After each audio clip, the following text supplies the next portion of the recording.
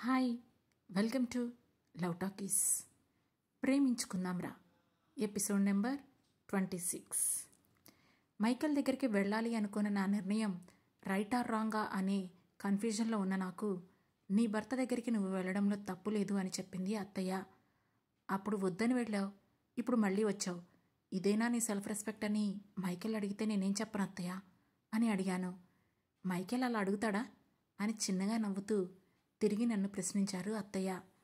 అడగడు కానీ అంటూ ఆగిపోయాను.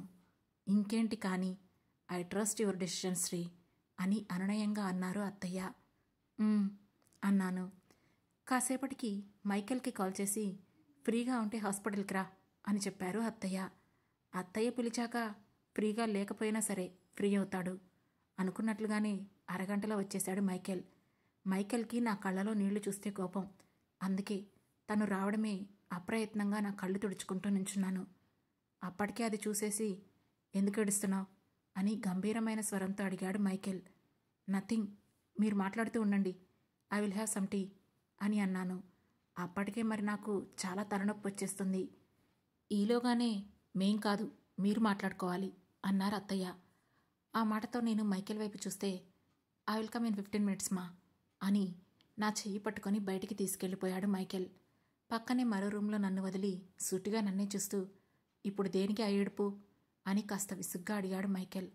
నేను ఏ డొంక తిరుగుడు లేకుండా నేను నేహాతో కలిసి మీతో వచ్చేస్తాను అని చెప్పాను. దేనికి అని టక్కున అడిగాడు.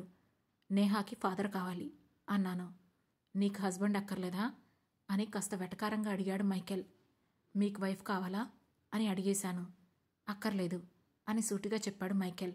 నాకు సేమ్, అంతే అని చెప్పి చేతులు కట్టుకొని కోపంగా వెనక్కి తిరిగాను.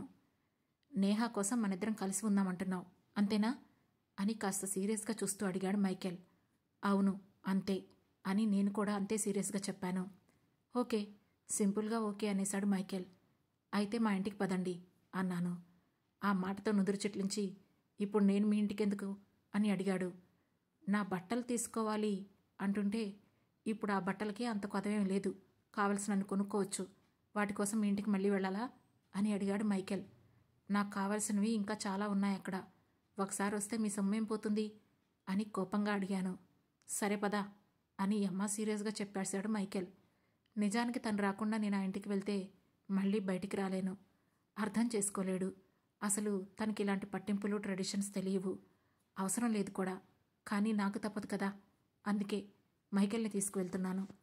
ఇక ఇద్దరం మళ్ళీ అత్తయ్య దగ్గరికి వెళ్ళాం. మా ముఖాలు చూస్తేనే అత్తయ్యకి విషయం అర్థమైనట్లుంది. చిన్నగా నవ్వుతున్నారు. నేను మా ఇంటికి వెళ్ళొస్తాను అత్తయ్య, మీరు కూడా వచ్చేయండి, హాస్పిటల్ వెకేట్ చేసేద్దాం, మిమ్మల్ని నేను చూసుకుంటాను అని చెప్పాను. ఈ హాస్పిటల్ 4 గోడల మధ్య ఉండి నాకు కూడా బోర్ కొట్టేసిందిలే అని నవ్వుతూ చెప్పారు అత్తయ్య. నేహ పడుకుంది కదా, నేను తనని తీసుకువెళ్ళి రేపు మార్నింగ్ వస్తాను, మీ ఇద్దరు బయలుదేరండి అన్నారు అత్తయ్య.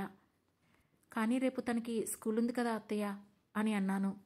ఓ అవును కదా, సరే నేను ఇప్పుడే నేహాతో కలిసి వస్తానులే, జోసఫ్కి కాల్ చేస్తాను, యూ గైస్ క్యారీ ఆన్ అని అన్నారు అత్తయ్య. ఓకే అత్తయ్య అన్నాను. బయటికి రాగానే ఎందుకు మమ్మీని కూడా మనతో రమ్మని పిలిచావు అని అమ్మ సీరియస్గా ముఖం పెట్టి అడిగాడు. నేను పిలవకపోతే మీరు నన్ను నేహాను కలిపి వేరే ఏదో ఇంట్లో ఉంచేస్తారు, నాకు తెలియదనుకున్నారా మీ తెలివితేటలు అని మనసులోనే అనుకొని ఏ అత్తయ్య వస్తే ఏమైంది అని అమాయకంగా అడిగాను. నీ అతి తెలివితేటలు నా దగ్గర వాడకు. వాళ్ళు నేహాని ఏదో అన్నందుకు నువ్వు నా దగ్గరికి రావడం లేదు, అది నాకు బాగా తెలుసు. నాకేదో అయిపోతుందని నువ్వు భ్రమలో ఉన్నావు, అది నీకు అనవసరమైన విషయం Srinidhi, you stay out of that issue అని అన్నాడు మైకేల్. ఇన్ని రోజులు నాకు డౌట్ మాత్రమే ఉండేది, ఇప్పుడు క్లియర్గా అర్థమైంది, మీరేదో చేస్తున్నారు. నిన్న మీరు వాడిన వెపన్ కూడా లీగల్ వెపన్ కాదు, ఇల్లీగల్ వెపన్ అది. సంథింగ్ ఈజ్ సో రాంగ్, అవన్నీ నేను తెలుసుకొని తీరుతాను అని కోపంగా చెప్పాను. తెలుసుకొని ఏం చేస్తావు, మళ్ళీ అమర్గాడికి చెప్తావా అని కోపం నిండిన గొంతుతో అడిగాడు మైకేల్. మీకెందుకు, అసలు అమర్ గురించి మాట్లాడొద్దు మీరు, అది తన డ్యూటీ, తను పూర్తి చేశాడు అని చెప్పాను. అవును, నీ వెనకే తోకలా తిరుగుతూ ప్రపోజ్ చేయడం వాడి డ్యూటీనే అని వెటకారంగా అన్నాడు మైకేల్. లుక్ మైకేల్, మీరు నన్ను డీవియేట్ చేయడానికి ట్రై చేయకండి, నేనేం వినను. నేను మీతో కలిసి ఉంటున్నాను, నేహని కూడా తీసుకొస్తాను. నన్ను మీ దగ్గరికి రాకుండా రాపే రైట్ ఎవ్వరికీ లేదు, ఇంక్లూడింగ్ మీకు కూడా. Because legally you are my husband and I'm your wife అని గట్టిగా చెప్పాను. స్టాప్ ఇట్, చెప్తే వినిపించుకోవా అని విసుగ్గా అరిచేశాడు మైకేల్. వినిపించుకునే అవసరం నాకు లేదు అని ముఖం పక్కకు తిప్పుకున్నాను. చూడు, ఇప్పుడు నువ్వు నా ఇంటికొస్తే అక్కడన్నీ కేవలం నాకు నచ్చినట్లు మాత్రమే జరుగుతాయి. కాదు కూడదని నువ్వు మళ్ళీ ఇల్లు దాటడానికి వీల్లేదు అని కోపంగా చెప్పాడు మైకేల్. చచ్చే వరకు ఇక నీతోనే అని తన కళ్ళలోకి చూస్తూ డైరెక్ట్గా చెప్పాను. ఆ క్షణం తన ఫేస్లో చూసిన శాడిస్టిక్ స్మైల్కి నాకు ఎక్కడో సీన్ తేడా కొట్టింది. ఎక్కువ ఆలోచించకు, ఉన్న బ్రెయిన్ పేలిపోతుంది అని బుగ్గలు లాగేసి కార్ మా ఇంటి ముందు ఆపి లగేజ్ తెచ్చుకోపో అన్నాడు. తన వైపు అనుమానంగా చూస్తూనే లోపలికి వెళ్ళి డోర్ బెల్ కొట్టాను. అమ్మ డోర్ ఓపెన్ చేస్తూనే రాత్రికి రానన్నావు కదా అని అడిగింది. నేను మా అత్తారింటికి వెళ్తున్నాను అని డైరెక్ట్గా చెప్పాను. ఆ మాట విని ఏంటి అని నమ్మలేనట్లుగా మళ్ళీ అడిగింది అమ్మ. నీకు నేను నా కూతురు ఇంట్లో ఉండడం నచ్చడం లేదు కదా, అందుకే వెళ్ళిపోతున్నాను అని సూట్ కేస్ తీసి లగేజ్ సర్దుకుంటూ చెప్పాను. నేను ఎప్పుడు ఏం మాట్లాడినా ఏం చేసినా అది నీ మంచికే శ్రీ, అది నువ్వు అర్థం చేసుకోవడం లేదు అంతే అంది అమ్మ. నేనేం నేను తప్పుగా అనుకోవడం లేదమ్మా, నువ్వు చెప్పింది కరెక్టే. నాకు పెళ్ళై భర్త ఉన్నప్పుడు నేనెందుకు అతనికి దూరంగా ఉండాలి, అతనితో కలిసే ఉంటాను అని చెప్పాను. నిజంగా వెళ్ళిపోతున్నావా అక్క అని అడిగింది అప్పుడే అక్కడికి వచ్చిన ఆరాధ్య. అని మాత్రమే చెప్పి నా లగేజ్ బ్యాగ్ తీసుకొని బయటికి వస్తూ ఆరాధ్య చేతిలో కార్డు పెట్టాను. నేను ఇంటి నుండి బయటికి వెళ్తున్నాను అంతే, మిమ్మల్ని అందరినీ వదిలించుకుని వెళ్ళడం లేదు, నా బాధ్యతలు వదిలేయడం లేదు. ప్రతి నెల నేను చేయాల్సినవన్నీ నేను చూసుకుంటాను. వారానికి ఒకసారి వస్తాను, ఆద్యని హాస్పిటల్కి తీసుకెళ్తాను. రేపటి నుండి 2 నర్సుల్ని పెడతాను, పగలొకరు రాత్రొకరు. ఆద్యకి ఏమైనా డిస్టర్బెన్స్ క్రియేట్ చేస్తే మాత్రం బాగోదు. ఆరాధ్య, నీకు మాత్రమే ఇది వార్నింగ్ అనుకుంటావో ఆర్డర్ అనుకుంటావో నీ ఇష్టం. ఇక ఆ కార్డు నాదే, నీకేదైనా అవసరం వస్తే వాడుకో. కొంచెం బాధ్యతలు తెలుసుకో. ఎంతసేపు నీ ఉద్యోగం నీ లైఫ్ మాత్రమే కాదు, మన అనుకునే వాళ్ళని చూసుకోవడం కూడా మన బాధ్యతే, అది గుర్తుపెట్టుకో. And take care of your self అని కాస్త సీరియస్గా చెప్పాను. ఆ మాటతో ఓకే అక్క అని నన్ను హగ్ చేసుకుంది ఆరాధ్య.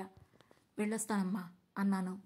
ఉండు, పుట్టింటి నుండి ఉత్తి చేతులతో వెళ్ళకూడదు అని ఆరాధ్య లోపలికి వెళ్ళి అక్కకి పసుపు కుంకుమ తీసుకునిరా, నేనెలాగూ ఇవ్వకూడదు, నువ్వైనా కాస్త బొట్టు పెట్టి అక్కకివ్వు అని చెప్పింది అమ్మ.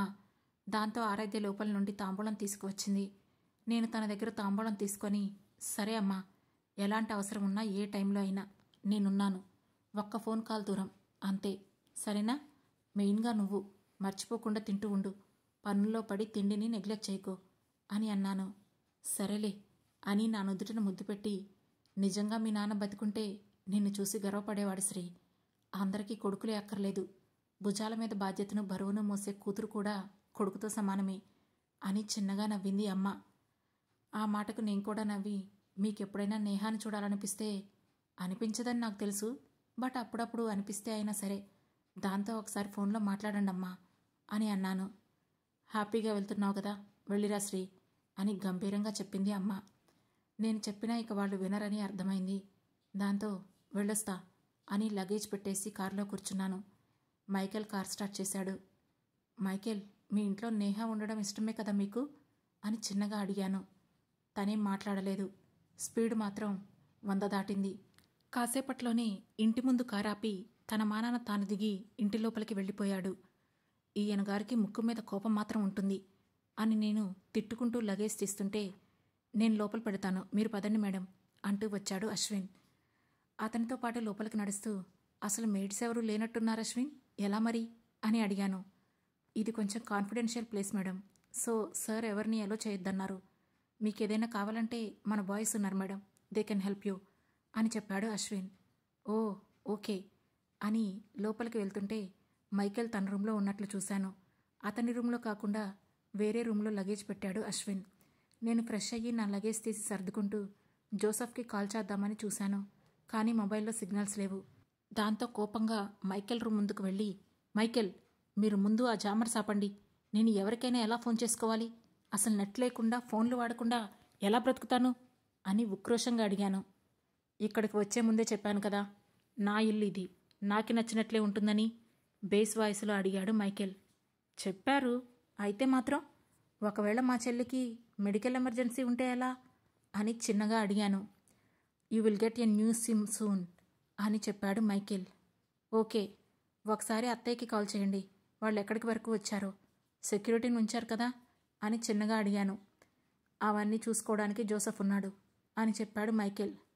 సరే అని నా లగేజ్ నుండి కరెక్ట్ చేసుకుందామని సెకండ్ ఇయర్ పిల్లల ఎగ్జామ్ పేపర్స్ తీసుకొచ్చాను. అవి తీసుకొని హాల్లో వాళ్ళ కోసమే ఎదురు చూస్తూ కూర్చున్నాను. అవి కరెక్ట్ చేస్తుంటే ఒకటే నిద్రొస్తుంది. దాంతో పేపర్స్ మీదనే తలపెట్టుకొని ప్రశాంతంగా నిద్రలోకి జారుకున్నాను. నేహ వచ్చి మమ్మా అని దాని చేతులతో నా ముఖాన్ని తడిమేంత వరకు నాకు మెలకువే రాలేదు. హాకన్నా అని నేను లేచేసరికి మైకేల్ బెడ్రూమ్లో పడుకొని ఉన్నాను నేను. దాంతో మైకేల్ నన్ను లోపల పడుకోబెట్టి అతను బయటికి వెళ్ళిపోయాడని నాకు అర్థమైంది. అప్పుడు నేహ నాతో మమ్మీ, దాదీ నేను షాపింగ్కి వెళ్ళాం అని హుషారుగా చెప్పింది. ఇప్పుడు షాపింగ్ ఏంటి నేహ అని లేచి నవ్వుతూ అడిగాను. ఏమో, దాదీ తీసుకెళ్లారు అని చెప్పింది నేహ. ఆ మాటతో దాన్ని తీసుకొని మెట్లు దిగుతూ దాదీ చోటా అంకుల్ కూడా వచ్చారా అని అడిగాను.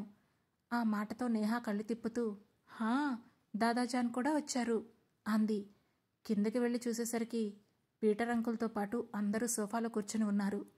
సారీ అత్తయ్య, నిద్ర పట్టేసింది అని అపాలజీగా చెప్పాను. నిద్ర పడితే సారీ చెప్పాలని నాకు అస్సలు తెలియదమ్మా, రేపటి నుండి నేను కూడా సారీ చెప్తాను అని నవ్వుతూ అన్నాడు జోసెఫ్. నేహాను అక్కడ వదిలి Joseph you are an idiot అని అరిచి కిచెన్లోకి వెళుతూ తనని కసిరాను. 5 years బ్యాక్ కూడా ఇదే మాట చెప్పావు శ్రీనిధి నువ్వు అని నవ్వాడు జోసెఫ్. నేను లోపల నుండి జ్యూస్ తీసుకొచ్చి అంకుల్ ఆంటీ ఇద్దరికీ ఇస్తూ మీరెప్పుడొచ్చారు అంకుల్ అని అడిగాను. స్టార్టప్ ఇండియా సమ్మిట్ ఉంది శ్రీ, నన్ను ఆంటీని గెస్ట్గా ఇన్వైట్ చేశారు, సో ఇప్పుడే వచ్చాను అని చెప్పారు Peter uncle. Wow, that's great అని చిన్నగా నవ్వి డిన్నర్ కుక్ చేయనా మీకు అని అడిగాను. లేదురా, జస్ట్ ఇందాకే ఎయిర్పోర్ట్లో తినేశాను అని చెప్పారు అంకుల్. నువ్వేంటి ఏదో పేపర్స్ కరెక్షన్ చేస్తున్నట్లున్నావు అని అడిగారు అత్తయ్య. హా అత్తయ్య అని టీపాయ్ మీద ఉన్న పేపర్స్ మళ్ళీ తీసుకుంటూ చిన్నగా నవ్వాను. నీకు ఆ ఫీల్డ్ ఇష్టమేనా శ్రీ అని అడిగారు అత్తయ్య. ఇష్టమేముంది అత్తయ్య, అవసరం అంతే. అప్పుడు నేనున్న పరిస్థితుల్లో నాకు ఫిక్స్డ్ టైమింగ్స్ ఉండే జాబ్ కావాలి, ఎక్కువ లీజర్స్ కావాలి, అన్నిటికంటే ఎక్కువగా నన్నెవరూ గుర్తుపట్టకూడదు. సో నాకు ఈ కాలేజ్ తప్ప పెద్దగా ఆప్షన్స్ కూడా లేవు అని చెప్పాను. చిన్నగా నవ్వి జాబ్ మానేస్తావా అయితే అని అడిగారు అత్తయ్య. ఆ మాటతో ఏంటత్తయ్య అని షాకింగ్గా అడిగాను. నీకు ఇష్టం లేని పని ఎందుకు శ్రీ, నీకు నచ్చింది చేసుకో, ఆ జాబ్ మానేసి, నిన్నెవర్రా ఆపేది అని అడిగారు అత్తయ్య. మెల్లగా చూస్తానత్తయ్య, నాకు అవసరం ఉన్నప్పుడు తిండి పెట్టిన ఉద్యోగం ఇది, సడన్గా వదిలేస్తే స్టూడెంట్స్ ఇబ్బంది పడతారు, అకాడమిక్ ఇయర్ అవ్వగానే చూస్తాను అని చెప్పాను. సరే నీ ఇష్టం అని చిన్నగా నవ్వారు అత్తయ్య. నేహ అక్కడే కబుర్లాడుతూ కూర్చుంది.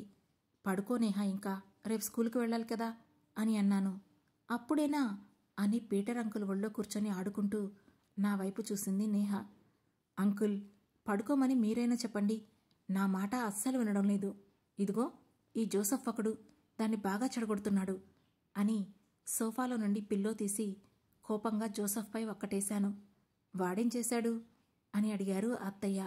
ఏం చేశారా, పొద్దున్నే స్కూల్ నుండి బయటికి తీసుకెళ్లి పాపకి ఐస్ క్రీం కొనిచ్చాడు. ఇలా గారాబం చేస్తే ఇక నేనేం చేస్తాను అత్తయ్య అన్నాను. అరే, చిన్నపిల్లలకి ఐస్ క్రీం కొనివ్వడం కూడా తప్పేనా? సరే, రేపటి నుండి ఇవ్వంలే అన్నాడు జోసెఫ్. అంతలోనే పెదవి విరిచి రాగం అందుకోబోతున్న నేహాకి చాక్లెట్ కొనిస్తా అని సైగలు చేస్తున్నాడు. మీ ఇద్దరికిద్దరు కోతులే అని నవ్వుతూ అన్నాను. కాసేపు మాట్లాడిన తర్వాత నేహాని పడుకోమని పంపించేశాను. అత్తయ్య అంకుల్ కూడా వెళ్ళిపోయారు. మైకేల్ ఇంకా రాలేదా జోసెఫ్ అని అడిగాను నేను. మీటింగ్కి వెళ్ళారు, అశ్విన్ కూడా ఉన్నాళ్లే అని న్యూస్ చూస్తూ చెప్పాడు జోసెఫ్. ఇప్పుడే మీటింగ్ జోసెఫ్, ప్రొఫెషనల్ టైమింగ్స్ నాకు తెలీదా ఏంటి అని కాస్త సీరియస్గా అడిగాను. నాకేం తెలుసు శ్రీ, నేను కూడా అడగలేదు, చెప్పాలనుకుంటే అన్నయ్యే చెప్తాడు కదా అని అన్నాడు జోసెఫ్. సర్లే, నువ్వు వెళ్ళి పడుకో, నేను వెయిట్ చేస్తానులే అని చెప్పాను. ఓకే అని చిన్న స్మైల్ ఇచ్చి వెళ్ళిపోయాడు జోసెఫ్. తను వెళ్ళిన తర్వాత మైకేల్ వచ్చేంత వరకు పేపర్స్ కరెక్షన్ చేస్తూ కూర్చున్నాను. దాదాపు 12 దాటి పావుగంట అయింది. అప్పుడొచ్చాడు మైకేల్. పొద్దున వెళ్ళినప్పుడు ఎలా ఉంటాడో రాత్రి వచ్చినప్పుడు కూడా అలాగే ఫ్రెష్గా ఉంటాడు. అస్సలు అలిపే ఉండదు తనకి. మైకేల్ని చూస్తే అసలంత యాక్టివ్గా ఉండడానికి ఏం చేయాలో తెలుసుకోవాలనిపించింది. నా వైపు చూసి కూడా చూడనట్టుగానే రూంలోకి వెళ్ళిపోయాడు. ఆ పేపర్స్ అన్నీ తీసి నేను లోపల పెట్టేస్తూ తన వెనకే లోపలికి వెళ్ళాను. నన్ను చూడకుండానే నేహా ఎక్కడా అని షర్ట్ బటన్స్ తీస్తూ అడిగాడు మైకేల్. అత్తయ్య దగ్గర పడుకుంది అని చెప్పాను. తన వెనకే నుంచొని చేతులు నిలుముకుంటూ ఉంటుంటే ఏమైనా చెప్పాలా అని అడిగాడు మైకేల్. అన్నాను. ఏంటి అని సీరియస్గా అడిగాడు మైకేల్. నేహా మీలో తండ్రిని వెతుక్కుంటోంది. మేబీ మీ ఫ్రీ టైంలో కాసేపు తనతో స్పెండ్ చేస్తే బాగుంటుంది. చిన్నప్పుడు పేరెంట్స్ లేకుండా పెరిగితే తను డిప్రెషన్లోకి వెళ్తుంది కదా. అలా అని నా మానాన నేను వాగుతూ చెబుతూనే ఉన్నాను. నేను చెప్పేది వింటున్నాడో లేదో తెలియదు కానీ వాష్రూంలోకి వెళ్ళి దబ్మని డోర్ వేశాడు మైకేల్. ఛీ, నా బ్రతుకు. ఒక్కసారి కూడా మాట వినిపించుకోవడం గట్రా ఉండదు. చెయ్యను అంటే చెయ్యనని చెప్పొచ్చు కదా. దానికి ఇలా నా ముఖం మీద డోర్ వేయడం దేనికి అని కోపంగా అరిచాను. నేహా నా కూతురు. తనని ఎలా చూసుకోవాలో ఏం చేయాలో నాకు బాగా తెలుసు. వెళ్ళి నీ రూంలో పడుకో. అండ్ నా కోసం నువ్వేం వెయిట్ చేయక్కర్లేదు అని వాష్రూంలో నుంచే కోపంగా అరుస్తూ చెప్పాడు మైకేల్. నేహా నా కూతురు. డీటీఎస్లో వినిపించింది ఆ మాట. కళ్ళలో నీళ్లు గిర్రున తిరిగాయి. ఏదో తెలియని ఆనందం మనసులో ఉరకలు వేస్తుంటే మైకేల్ బయటికి వచ్చేంతవరకు మౌనంగా నుంచొని అక్కడే ఉన్నాను. కాసేపటికి తల తుడుచుకుంటూ షర్ట్లెస్గా వస్తున్న తనని ఎదురెళ్ళి హగ్ చేసుకొని కళ్ళు మూసుకున్నాను. ఎందుకంత ఎమోషనల్ అవుతున్నావు శ్రీ అని నెమ్మదిగా అడిగాడు మైకేల్. చాలా వీక్ అయిపోయాను మైకేల్. ఎక్కువ ఎమోషన్స్ను క్యారీ చేయలేకపోతున్నాను అని కళ్ళు మూసుకొని నెమ్మదిగా చెప్పాను. You are a warrior. నాకు తెలుసది. నా తల మీద ముద్దు పెట్టి చెప్పాడు మైకేల్. అమర్ గురించి మీకెలా తెలుసు? తను ప్రపోజ్ చేశాడని తెలిసినప్పుడు తననేమైనా చేస్తారా అని కంగారుగా అడిగాను. నేనేమైనా చిన్నపిల్లాడిలా కనిపిస్తున్నానా? వాడెవడో నీ వెనక పడితే వాడిని కొట్టడానికి అని చిరాగ్గా అడిగాడు మైకేల్. లేదు, కానీ వైఫ్ వెనక పడితే పొసెసివ్ ఫీల్ అవ్వాలి కదా. అలా తికమకగా మాట్లాడతారేంటి అని అడిగాను. పొసెసివ్ ఫీలింగ్ అనేది వస్తువుల మీద వస్తుంది, మనుషుల మీద కాదు. నువ్వొక మనిషివి. నీకంటూ కొన్ని ఇష్టాలుంటాయి. I respect that. ఆ అమర్కి నువ్వు నచ్చావు, ప్రపోజ్ చేశాడు. నీకు నచ్చలేదు, నువ్వు రిజెక్ట్ చేశావు. ఇందులో నేను ఇన్వాల్వ్ అవడానికేముంది అని అడిగాడు మైకేల్. కానీ అమైరాకి మీరు కావాలని అనిపించినప్పుడు నాకు కోపం వచ్చింది కదా అని అడిగాను. నాకు కూడా కోపం వస్తుంది, కానీ దాన్ని నీ మీద చూపించి నీ డెసిషన్ను ఎఫెక్ట్ చేయలేను కదా అని అన్నాడు మైకేల్. అర్థం కాలేదు అని చెప్పాను. దేడ్ దిమాక్ అని కోపంగా అన్నాడు మైకేల్. ఎవరు? నేనా? నేను కాలేజ్ ఫస్ట్ అని మీరే అవార్డు ఇచ్చారు, మర్చిపోయినట్లున్నారే అని వెటకారంగా అడిగాను. కాలేజ్ ఫస్ట్ అవ్వడానికి బాగా బట్టి కొడితే చాలు, దానికి బ్రెయిన్ ఎందుకు అని అడిగాడు మైకేల్. అంటే నేను బట్టి కొట్టానంటున్నారా అని ఉక్రోషంగా అడిగాను. నేను అలా అనలేదే అన్నాడు మైకేల్. మీరు అలానే అన్నారు. అయినా ఇదంతా నా తప్పే. ఛ, మీతో నాకు మాటలేంటి, నేను వెళ్ళిపోతున్నా నా రూంలోకి అంటూ వెనక్కి తిరిగాను. నిన్నెవ్వరూ ఆపలేదు అని వెనక నుండి చెప్పాడు మైకేల్. చంపేయాలి మిమ్మల్ని అని మొహం తిప్పుకుంటూ కోపంగా అన్నాను. నన్ను చంపాలంటే నువ్వే శ్రీనిధి. ఐ థింక్ నేను చచ్చిపోతే నీ చేతిలోనే చచ్చిపోతాను చాలా కూల్గా చెప్పాడు మైకేల్. ఆ మాట విని ఒక్కసారిగా అదిరిపడ్డాను. ఆ తర్వాత ఏం జరగబోతుంది, మైకేల్ శ్రీనిధి మధ్య అసలేం జరిగింది తెలుసుకోవాలంటే వెంటనే మన లవ్ టాకీస్ ఛానల్ను సబ్స్క్రైబ్ చేసుకొని ప్రేమించుకుందాంరా సిరీస్లోని నెక్స్ట్ ఎపిసోడ్ను వినండి. మా ఈ కథ మీకు నచ్చినట్లయితే లైక్ చేసి, షేర్ చేసి, కమెంట్ చేసి, అలాగే హై పాయింట్స్ కూడా ఇచ్చి మమ్మల్ని సపోర్ట్ చేయండి. Thank you.